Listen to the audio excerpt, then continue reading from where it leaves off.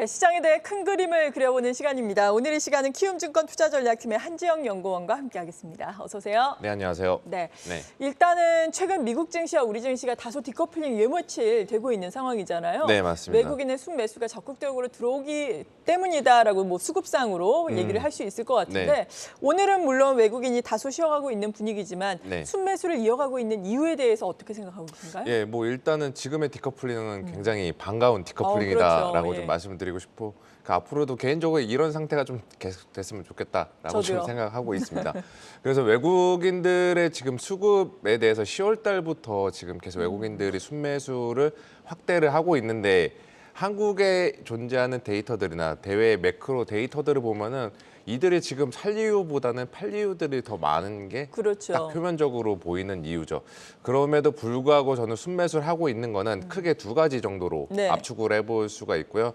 첫 번째로는 한국이 다른 나라 증시에 비해서 이전의 조정장에 상대적으로 빨리 그리고 그 큰 폭의 조정을 받았다. 그에 따라 이제 한국 증시의 저평가 요인들이 확대가 되고 있다라고 말씀을 드리고 싶고 달러 대비 원화가 얼마나 저평가됐는지를 측정해보는 지표들이 있습니다. 네. 달러 환산 대비 코스피 상대 강도 이걸로 봐도 금융위기급으로 내려왔어요. 그러니까 외국인들 입장에서는 한국을 더 이상 팔 이유는 없는 요인들을 만들어내고 있는 거죠. 그리고 또 다른 거 하나는 네. 여기 제목 헤드라인에서 보시다시피 차이나론 이것도 저는 무시 못한다.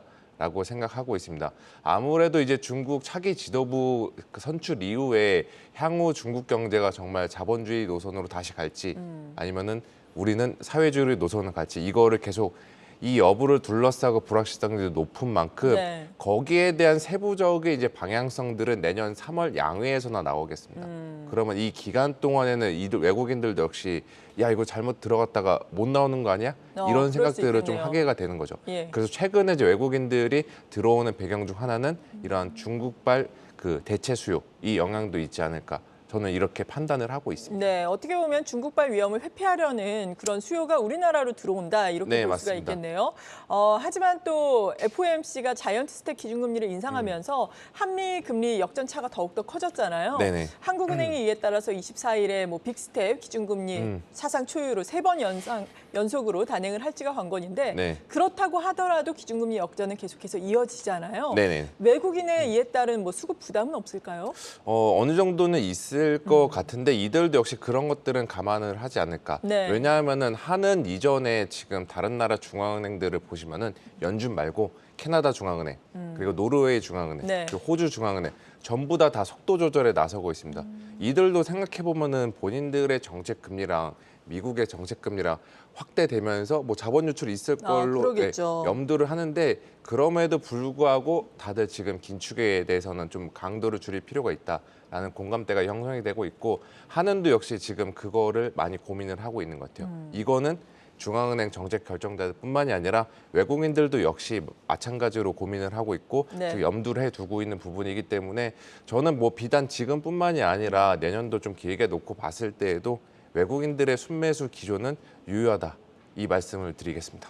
다행스러운 부분입니다. 외국인이 순매수하고 있는 종목들을 살펴보자면은 네. 뭐 우리나라 당연히 대표적인 종목이니까 삼성전자, SK하이닉스, 반도체 그리고 요즘에는 2차 전지 많이 사더라고요. 네, 맞습니다. 사실 뭐 주가 측면에서 보자면은 2차 전지가 상당히 지수보다 아웃퍼폼을 하고 있는 상황인데 그렇다면은 향후에 더 유망할 종목, 뭐 시장을 주도할 만한 종목이라고 한다면은 반도체보다는 2차 전지를 더 봐야 될까요? 지금 시점에서? 지금 시점에서 저도 2차 전지라고 생각을 하고 있습니다. 네. 이게 단순히 이제 시가총액 큰 거뿐만이 아니라 저는 저희가 이제 뭐 불가피하게 이제 사후적으로 인정을 하지만 지난 2년 동안의 증시에는 버블이 좀 형성이 됐었고 네. 특정 테마들로 쏠림 현상들이 가속화되면서 그것들이 또 붕괴가 되고 그 과정에서 그 소위 옥석 가리기 과정에서 살아남은 업종, 섹터, 테마가 저는 대표적으로 2차 전지라고 생각하고 있습니다. 밸류에이션 부담 지금 조금 있죠.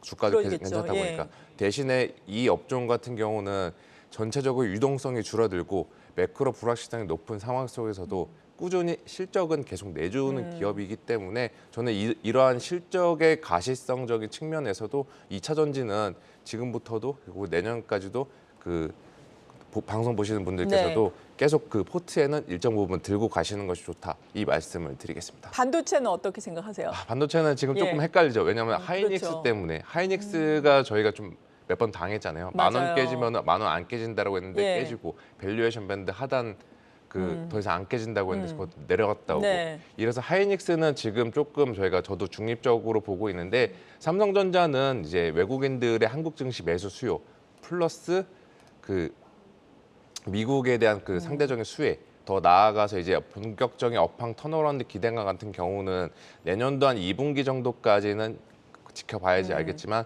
그 전부터는 지금은 저는 모아가기 되게 좋은 구간이다. 삼성전자. 이 모아가기 말씀 좋다. 드리겠습니다. 네, 삼성전자에 대해서 말씀을 해주셨고 2차 전지는 많이 오른 감이 없잖아 있지만 그래도 그렇죠. 지금 더 유망하다라고 언급을 해주셨는데 외국인들이 순매수하고 있는 뭐 상위 종목들 특히나 2차 전지 뭐 삼성전자라든지 이런 네. 반도체 쪽 우리가 지금 따라가는 전략도 괜찮을까요?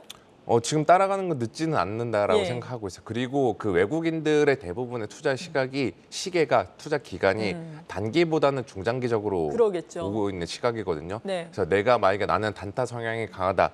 이분들은 지금 당장 2차 전지 들어가는 것은 조금 피하실 필요가 있고 나는 중간에 흔들림 버텨낼 수 있다. 지금 여태까지 몇 번을 맞았는데 네. 이 인내심을 가지고 계신 분들께서는 지금부터라도 모아 가시는 것도 그 조정 시 매수해 가시는 것도 저는 지금 좋은 전략이다. 이 말씀을 드리겠습니다. 네, 앞서서 우리나라가 요즘에 또 미국 증시 대비해서 디커플링 되고 있는 이유에 대해서 설명을 해주셨는데 이런 현상이 좀 지속되면 좋겠습니다. 지속될 수 그렇죠. 있을까요?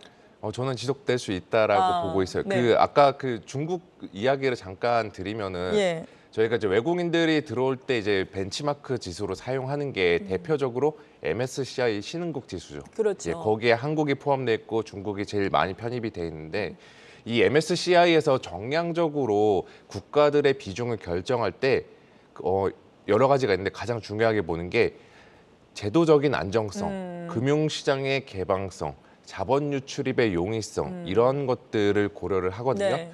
그런데 지금 저희가 딱 생각해 봤을 때 중국이 이거를 더 개선시킬까 아니면 후퇴시킬까 생각해 보면 후퇴 쪽에 맞아요. 더 가깝다라고 생각하죠. MSCI 같은 지수 산출 업체들도 이거를 고려하고 있다라고 보시면 될 것 같고 실제로 이미 발빠른 그리고 캐나다 뭐 해외 연금 펀드나 이제 그 공적 펀드들 같은 경우는 이미 사전에 지금 논의 중인 것으로 알려져 있습니다. 그래서 이러한 것들은 내년도에도 아마 본격적으로 이어질 수 있는 만큼 저 외국인 순매수 기조 다시 한번 강조드리지만 유효하다 이 말씀을 드리겠습니다. 네, 긍정적인 부분입니다.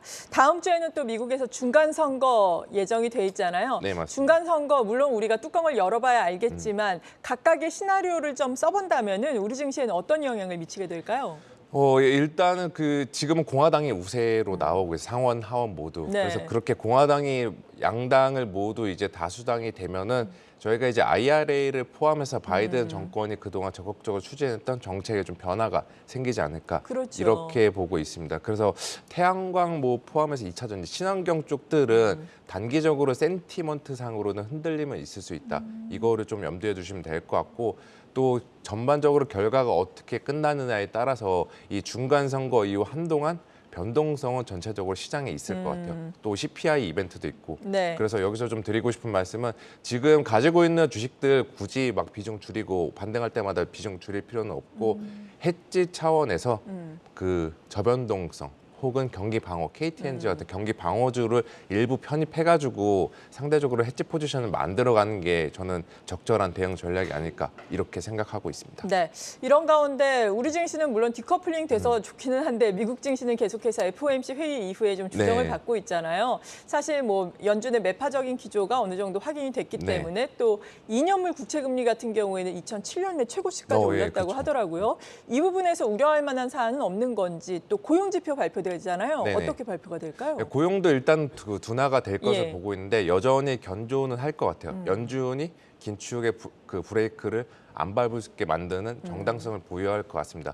대신에 지금 고용 지표뿐만이 아니라 저희가 12월 FOMC 때까지는 네. 두 번의 CPI 이벤트를 그렇죠. 거쳐야 되는 만큼 지금 금리 상승에 대한 부담들은 있겠지만 이것도 단기적으로는 지금 오버슈팅이 되어 있는 성격이다. 저는 이렇게 말씀을 드리고 싶고 전체적으로 12월 FOMC까지 만만치 않은 장세라고 생각해요. 네. 대신에 저희가 뭐 9월 FOMC나 6월 FOMC 이후에 가격 조정 맞았던 그 장세가 아니라 그냥 변동성만 확대되었는 기간 조정의 형태를 염두에 두시는 거 좋다. 이 말씀을 드리겠습니다. 네, 마지막으로 시청자 여러분들께 투자 전략 제시를 해주신다면요. 네, 그 뭐 따로 전략을 제가 뭐 이미 제시 뭐 다 말씀을 말씀하시긴 다 드렸는데 했는데, 예. 지금 여러모로 지금 반등도 나오고 네. 수급도 괜찮아서 이제 낙관적인 기대를 가져볼 만한데 그래도 아까 중간중간 말씀드렸다시피 저희가 중간 긴장을 해야 되는 요소들이 잠복을 해어 있습니다. 따라서 위험 관리에 계속 신경 써주시는 것이 좋지 않나 이렇게 말씀을 드릴게요. 네, 그렇군요. 키움증권 투자전략팀의 한지영 연구위원이었습니다. 고맙습니다.